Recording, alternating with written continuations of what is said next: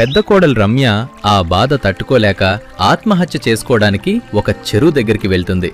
అక్కడ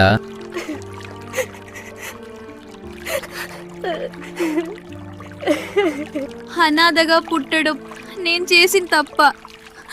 ఒక అమ్మాయి ఇంటికి కట్నం ఇవ్వకుండా వెళ్తే ఇన్ని కష్టాలు అనుభవిస్తుందా? ఏవండి, నన్ను క్షమించండి, నేను నీకు ద్రోహం చేస్తున్నాను. ఒక అనాథగా పుట్టి అనాథగానే చనిపోతాను. రమ్య కనిపించడం లేదని కుమార్ ఏడుస్తూ తనలో తానే ఇలా అనుకుంటాడు. నన్ను వదిలి ఎక్కడికెళ్ళిపోయావు రమ్య? నేను ఏ తప్పు చేశాను రమ్య? నన్నిలా ఒంటరిగా వదిలేశావు అని ఏడుస్తూ ఉన్నప్పుడు అప్పుడే అక్కడికి ఆఫీస్ నుంచి కుమార్ తమ్ముడు సుబ్రహ్మణ్యం ఇంటికి వస్తాడు. ఏంటిది, అన్నయ్య ఎందుకు ఏడుస్తున్నాడు? అన్నయ్య ఏడవడం నేనెప్పుడు చూడలేదే అని సుబ్బు కుమార్ దగ్గరికి వెళ్ళి ఇలా అడుగుతాడు. అన్నయ్య ఏమైంది, ఎందుకని ఏడుస్తున్నావు? చిన్నప్పటి నుంచి నిన్ను ఎప్పుడు ఏడుస్తూ చూడలేదన్నయ్య. సుబ్బు, మీ వదిన కనిపించట్లేదురా. ఇంట్లో మొత్తం వెతికాను, ఎక్కడ కనిపించలేదు. తను నన్ను విడిచి ఈ ఇంట్లో నుంచి వెళ్ళిపోయిందిరా. ఏం మాట్లాడుతున్నావన్నయ్య? వదిన ఇంట్లో నుంచి వెళ్ళిపోవడం ఏంటి? రమ్య లెటర్ రాసే ఇంట్లో నుంచి వెళ్ళిపోయింది సుబ్బు. ఎందుకు వెళ్ళిందో నాకు అర్థం కావట్లేదు సుబ్బు. అంటే వదిన అమ్మ చేసిందానికి ఇలా చేసుంటుందా? అయినా నాకు ఒక్క మాట కూడా చెప్పలేదే. వదిన ఎందుకిలా చేసింది? అన్నయ్య నువ్వేం టెన్షన్ పడకు, వదిన ఎక్కడికెళ్ళుండదు, మనం వెతుకుదాం అని అన్న కుమార్కి అమ్మ చేసిన అసలు విషయం చెప్పకుండా దాస్తాడు సుబ్బు. రమ్య అలా అనుకుంటూ చనిపోదామన్న సమయానికే అక్కడికి ఒక ఆవిడ వస్తుంది. ఎవరిది? ఒక అమ్మాయి గొంతులాగా ఉందే. ఎవరమ్మా నువ్వు? ఎందుకని ఏడుస్తున్నావు? ఆ గొంతు విన్న రమ్య వెనక్కి తిరుగుతుంది. నిన్నే. ఎవరది? అలా మాట్లాడకుండా ఉంటే ఎలా? చెప్పండి. ఎవరమ్మా నువ్వు? ఏదో బాధలో ఉన్నట్టున్నావు. ఎందుకని ఏడుస్తున్నావు? నాకు బ్రతకాలని లేదండి. నేను బ్రతికి ఎవరికి ఏ ఉపయోగం లేదు. నేను ఈ చెరువులో దూకి చచ్చిపోతాను. అది విన్న తను ఇలా అంటుంది. చూడమ్మా, నువ్వు ఎవరో నాకు తెలీదు కాని నువ్వు ఆత్మహత్య చేసుకోవటం మాత్రం తప్పమ్మా. నాకు కంటి చూపు లేదు. ఇక్కడ చెరువుందన్న విషయం నువ్వు చెప్పే వరకు నాకు తెలీదు. నీ ఏడుపు చప్పుడు విని నేను ఆగిపోయానే తప్ప. లేకపోతే ఈ దారిగుంట వెళ్ళి చెరువులో పడిపోయేదాన్ని. ఆ దేవుడు అలా అవ్వకూడదనే నిన్ను పంపించాడు. నిన్నాపడానికే నన్ను ఇక్కడి వరకు తీసుకొచ్చుంటాడు. ప్రతిదానికి ఏదొక బలమైన కారణం ఉండే ఉంటుందమ్మా. నీ పుట్టుకకు కూడా ఏదో కారణం ఉండే ఉంటుంది. నిన్ను ప్రేమించేవాళ్ల కోసం బ్రతుకు. నిన్ను పెంచి పెద్ద చేసిన వాళ్ల కోసం బ్రతుకు అని ఆవిడ రమ్యకి ధైర్యం చెప్పి అక్కడ్నుంచి వెళ్ళిపోతుంది. అది విన్న రమ్య ఆలోచనలో పడుతుంది. ఇంట్లో కొత్తగా పెళ్లి చేసుకున్న అపూర్వ సుబ్బులు ఇలా మాట్లాడుకుంటారు. సుబ్బు, మనకు పెళ్ళయినప్పట్నుంచి బయటికెక్కడికి వెళ్ళలేదు కదా. అలా ఒక 3 days హనీమూన్కి వెళ్దామా? వదిన కనిపించట్లేదన్న టెన్షన్లో నేనుంటే ఈ టైంలో హనీమూన్ అంటావేంది అపూర్వ? అసలు వదిన ఎక్కడుందో, ఎలా ఉందో, తనకి మేం తప్ప ఎవ్వరు లేరు అపూర్వ అని బాధపడతాడు సుబ్బు. ఏంటిది సుబ్బు? మీ వదిన ఇంట్లో నుంచి వెళ్ళిపోతే దానికి మనమేం చేస్తాం? అయినా వదిన వదిన అని తెగ ఆరాధిస్తున్నావు. తను ఎక్కడికో వెళ్ళిందని నువ్వు ఎందుకు టెన్షన్ పడుతున్నావు? నీకెందుకు తనపై అంత ప్రేమ? నువ్వేమైనా అని అపూర్వ సుబ్బుతో అలా అనగానే సుబ్బుకి కోపం కట్టలు తెంచుకుని వస్తుంది. ఛీ, అసలు నువ్వు మనిషివేనా? నా వదిన నాకు తల్లితో సమానం. తను నాకు గురువులా చదువు చెప్పింది, అమ్మలా వండిపెట్టింది. తన వల్లే నాకు జాబ్ వచ్చింది. తన వల్లే మన ఇద్దరి పెళ్లి జరిగింది. ఇంకెప్పుడలా మాట్లాడకు. ఇంకోసారి అలా తప్పుగా మాట్లాడవో నా చేతికి పని చెప్పాల్సుంటుంది అని కోపంగా అంటాడు సుబ్బు. కుమార్ నారాయణ యశోదలతో ఇలా అంటాడు. అమ్మా, నాన్న, రమ్య ఉన్నట్టుండి అలా ఇంట్లో నుంచి ఎందుకు వెళ్ళిపోయింది? తన్ని మీరేమైనా అన్నారా? నాకదే అర్థం కావట్లేదురా. ఎందుకని తను అలా చెప్పపెట్టకుండా వెళ్ళిపోయింది? నేను తన్ని ఏమీ అనలేదే. అయినా తనకి ఇంట్లో నుంచి వెళ్ళిపోయేంత బాధ ఎందుకు కలిగింది? అది విన్న అత్త యశోధ ఏమీ తెలియనట్టు ఇలా అంటుంది. ఏమోరా పెద్దోడా, నాకూడా తెలీదు. నేను తన్ని ఏమీ అనలేదు. నాకు తెలిసి తనకింకెవరితో అయినా సంబంధం ఉండుంటుంది. అందుకే ఇంట్లో నుంచి వెళ్ళిపోయింది. అలా యశోద రమ్య గురించి తప్పుగా మాట్లాడుతుంది. అది విన్న కుమార్కి కోపం కట్టలు తెంచుకుని వస్తుంది. ఏం మాట్లాడుతున్నావమ్మా? ఛీ, నువ్విలా మాట్లాడతావని ఎప్పుడు అనుకోలేదు. నీ మీద నాకుండే గౌరవం, మర్యాద అన్నీ కోల్పోతున్నావమ్మా. అంటే నా ఉద్దేశం అది కాదురా. తనకంటూ ఎవ్వర్లేరు కదా, అలా ఏమైనా ఉంటుందేమో అని నా అనుమానం. తను అలాంటి పని ఎప్పుడు చేయదు. పద అన్నయ్య, ముందు బయటికి వెళ్ళి వదిని ఎక్కడుందో వెతుకుదాం అని అక్కడ్నుంచి వెళ్ళిపోతారు. రమ్య చెరువు దగ్గర్నుంచి ఏడ్చుకుంటూ గుడివైపుగా వెళ్తుంది. ఉన్నట్టుండి ఒక్కసారిగా తను ఆ గుడి ఎదురుగా కళ్ళు తిరిగి కింద పడిపోతుంది.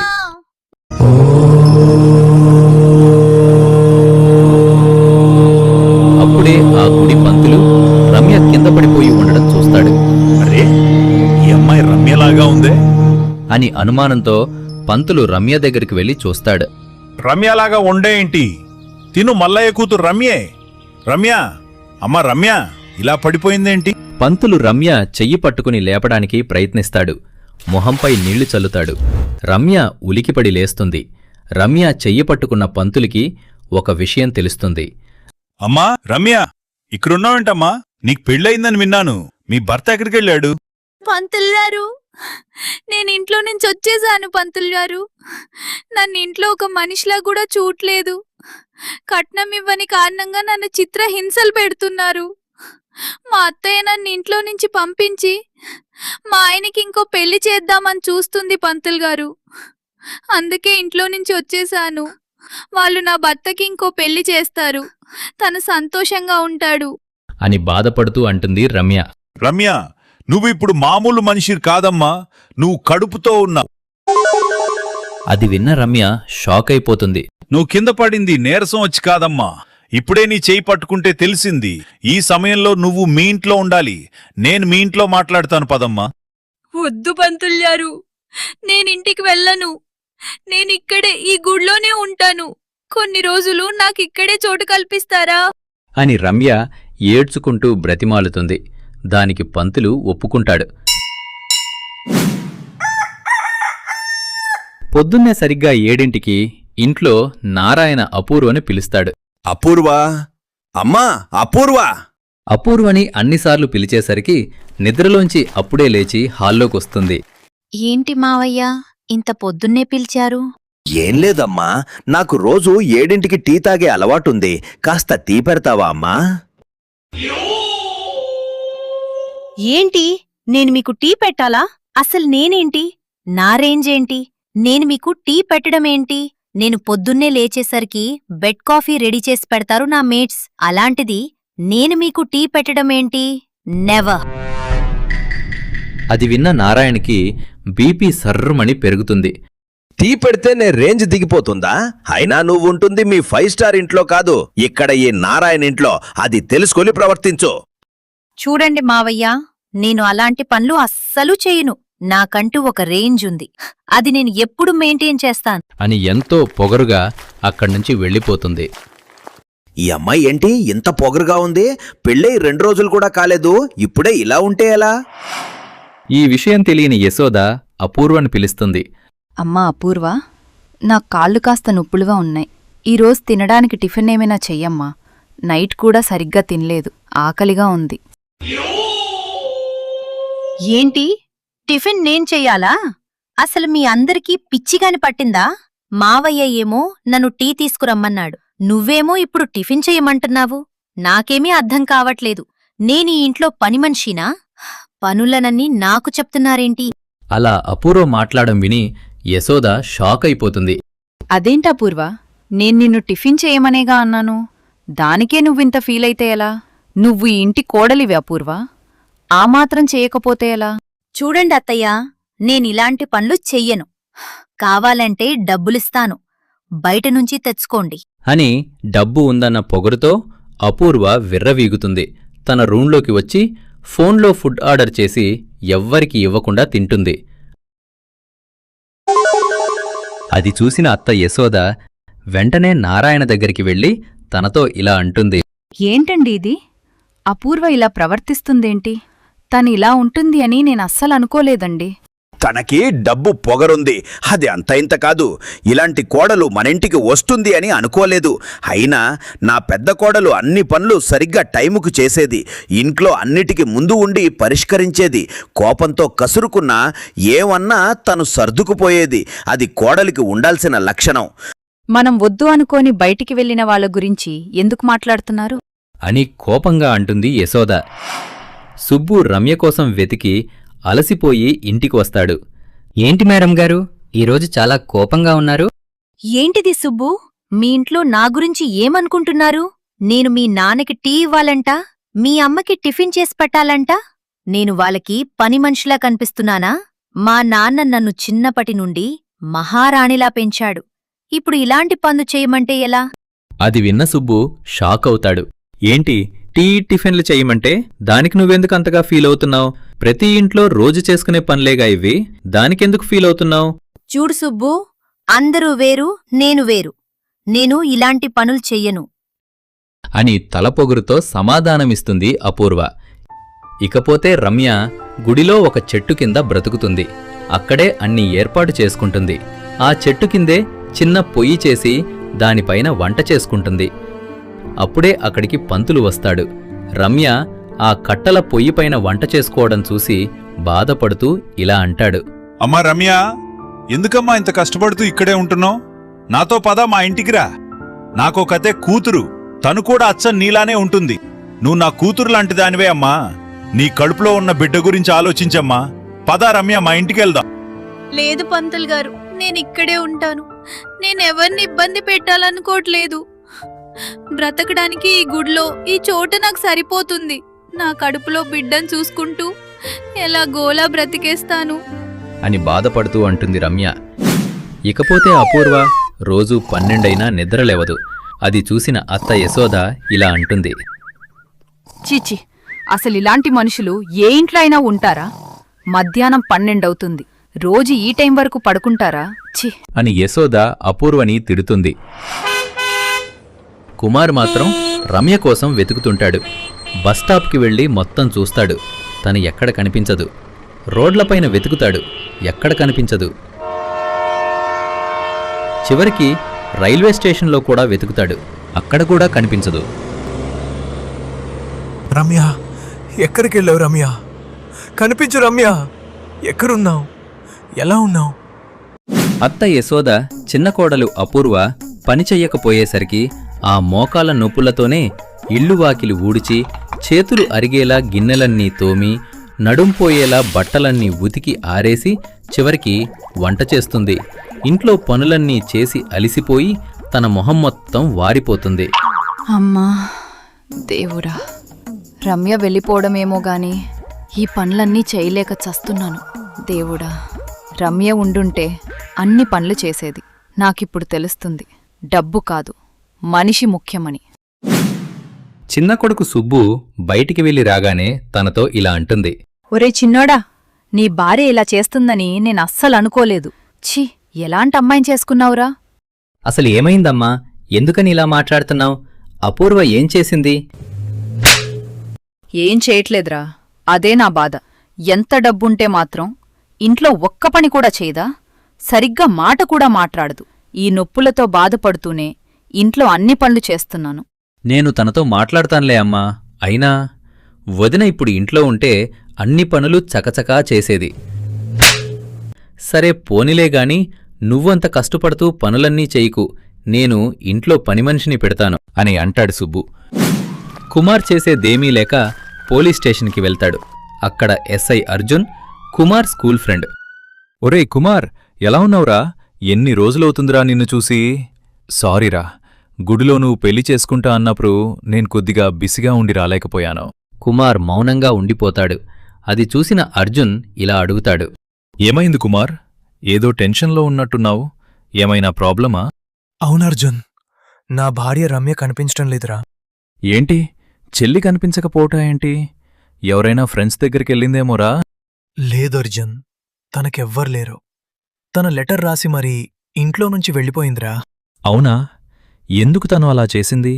ఏ కారణం చేత తను ఇంట్లో నుంచి వెళ్ళిపోవాల్సొచ్చింది? అదే నాకు తెలియట్లేదు అర్జున్. మొత్తం వెతికాను, బస్టాండ్, రైల్వే స్టేషన్, పార్కులు, రోడ్లు అన్నీ వెతికాం. ఎక్కడ కనిపించలేదు అర్జున్. నాకు చాలా భయంగా ఉందిరా. సరే, నువ్వేమీ టెన్షన్ పడకో. నేను ఇన్వెస్టిగేషన్ స్టార్ట్ చేస్తాను. మళ్ళీ వెతికిస్తాను. అంతకంటే ముందు నేను మీ ఇంట్లో వాళ్ళని ఇన్వెస్టిగేట్ చెయ్యాలి అని పోలీస్ ఆఫీసర్ అర్జున్ ఇంకా కుమార్ ఇంటికి వెళ్తారు. అర్జున్, వీళ్ళే మా అమ్మా నాన్న. నమస్కారమండి. నా పేరు అర్జున్. నేను ఈ టౌన్ ఎస్ఐని. పోలీస్ని చూసిన నాన్న నారాయణ టెన్షన్ పడుతూ కుమార్తో ఇలా అంటాడు. కుమార్, మన ఇంట్లోకి పోలీసుని తీసుకురావడం ఏంట్రా? అయ్యో, నన్నింకా గుర్తుపట్టలేదా అంకుల్ గారు? నేను అర్జున్ని. చిన్నప్పుడు మీరు నాకు రోజు మీ షాప్లో చాక్లెట్ ఇచ్చేవారు. హో, అర్జున్ నువ్వా? చాలా పెద్దవాడు అయిపోయావు. నాకు తెలిసిన పిల్లోడు ఎస్ఐ అయ్యాడంటే నాకు చాలా గర్వంగా ఉంది అర్జున్. Thanks uncle. నేను రమ్య కనిపించడం లేదని చిన్న ఇన్వెస్టిగేషన్కొచ్చాను. మిమ్మల్ని కొన్ని ప్రశ్నలు అడుగుతాను. మీరు దానికి సమాధానం చెప్పాలి. అంకుల్ గారు, మీతో రమ్య చివరిగా దేని గురించి మాట్లాడింది? ఇంట్లో చిన్నోడి పెళ్లి గురించి మాట్లాడాం. అప్పుడే మాట్లాడను, అంతే. ఆంటీ, మీరు రమ్యని ఏమైనా అన్నారా? లైక్ తిట్టడం, గొడవలాంటిదేమైనా అయిందా? అంటే అది చిన్నోడి ప్రేమ విషయంలో సపోర్ట్ చేసినందుకు తిట్టాను. అంతే తప్ప నేను తన్నేమీ అనలేదు అని అంటుంది అత్త యశోద. అర్జున్ సుబ్బు అపూర్వలతో కూడా మాట్లాడానికి వెళ్తాడు. సుబ్బు, నీకు మీ ఇంట్లో వాళ్ళపైన ఏమైనా అనుమానముందా? అది విన్న కుమార్, ఇప్పుడు మా అమ్మే ఇవన్నీ చేసిందని చెప్తే తనపై కేసవుతుందేమో. అలాంటిది ఏమీ లేదండి. మా వదినతో అందరూ బానే ఉంటారు. కాని ఉన్నట్టుండి మా వదినే ఇంట్లో నుంచి వెళ్ళిపోయింది. మీకేమైనా తెలుసా అపూర్వగారు? నాకా? అలాంటి పూర్ పీపుల్స్తో, అనాథల్తో నేను ఎక్కువగా మాట్లాడను. అది విన్న కుమార్, మైండ్ యువర్ వర్డ్స్ అపూర్వ. తనేమి అనాథ కాదు, తనకి నేనున్నాను. అయినా రిచ్ పూర్ అనేది ఆస్తిలో కాదు, క్యారెక్టర్లో ఉంటుంది. వెంటనే సుబ్బు, ఛీ, ఎందుకిలా మాట్లాడుతున్నావు అపూర్వ? రోజురోజుకి నీ పైన ఇంప్రెషన్ పోతుంది. సారీ అన్నయ్య, తన తరపున నేను సారీ చెప్తున్నాను అని అపూర్వ అన్నమాటలకు సారీ చెప్తాడు సుబ్బు. అర్జున్ కుమార్లు అక్కడ్నుంచి వెళ్ళిపోతారు. అత్త యశోద అపూర్వని ఇలా అడుగుతుంది. అపూర్వ, ఈరోజు చాలా మంచి రోజు. అమ్మవారి గుడికి వెళ్ళుదాం పదమ్మా. అపూర్వ ఎప్పటిలా నో చెప్పకుండా ఆ రోజు సరే అంటుంది. అర్జున్ కుమార్లు పోలీస్ స్టేషన్కి వెళ్తారు. నాకు ఏం చేయాలో అర్థం కావట్లేదు అర్జున్. తను ఇప్పటివరకు ఎక్కడుందో తెలియలేదు. నువ్వేమి టెన్షన్ పడకు కుమార్. రమ్య ఖచ్చితంగా దొరుకుతుంది. నాకు మీ అమ్మపై ఇంకా మీ తమ్ముడి భార్య అపూర్వపై అనుమానంగా ఉంది. తీస్తాను, అందర్నీ బయటికి తీస్తాను. అత్తకోడళ్ళు ఇద్దరు కలిసి అమ్మవారి గుడికి వెళ్తారు. అక్కడ యశోద అమ్మవారిని ఇలా మొక్కుతుంది. అమ్మా తల్లి, మా పెద్ద కోడలు రమ్య మా ఇంటికి తిరిగొచ్చేలా చూడు తల్లి. నన్ను క్షమించమ్మా. తన విలువ నేనిప్పుడు తెలుసుకున్నాను.